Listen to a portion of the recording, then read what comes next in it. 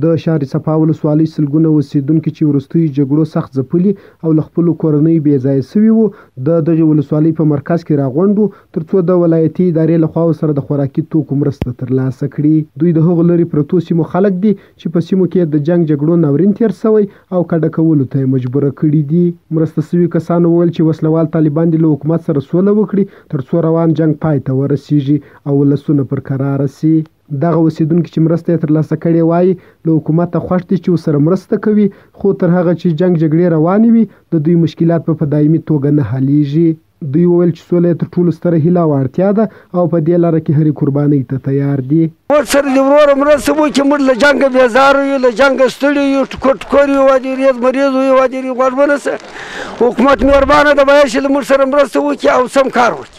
نو خو دغه کړې ده دا به نو چاته ورسېږي چې دا باید له نورو سره هم وشي، له دا نور غریبانو سره هم وشي. دغه ډېر خلک دي، دغه د 300 کس سره کېږي، باید له نورو سره هم وشي. ډېر خلک پاتې دي، دغه د وجلې پاتې دي، دیوالونه یې نړېدلي دي، کورونه یې چپه سوي دي.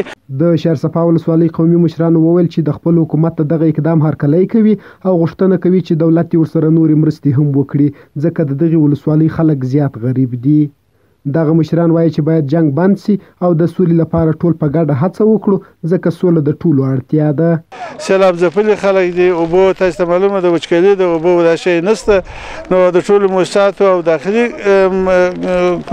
مشرانو څخه غوښتنه کوو چې نور هم مرسته موږ ته راواستي شهر صفا خلکو ته.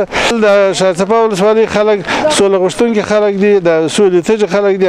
موږ د دولت څخه نور کومک غواړو، نور همکاري غواړو. دا ته یې وینئ دا خلک زر کس راټول سوي دي او کومک د 300 کس سره کېږي. هر څومره د شهر صفا خلک د سولې او یووالي ته موږ تږي یو.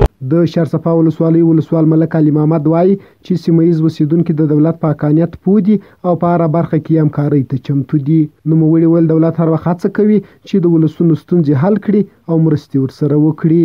ډېر خوشحاله یو، 200 نفرو ته به انشاءالله تعالی ورسېږي او دا خلک ډېر دربدره دي، ډېر خوار دي او ډېر د حکومت همکاره دي او له حکومته به دغه لږ مرسته ډېر خوشحاله دي، خو دا کفایت نه کوي. دا هغه خلک دي حکومت سره وژه په وژه ولاړ دي، قربانۍ یې ورکړي دي، شهیدان یې ورکړي دي.